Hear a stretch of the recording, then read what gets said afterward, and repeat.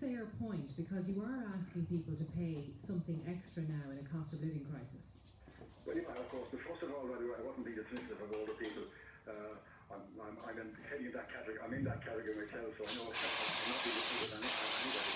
I think it's interesting as well that it's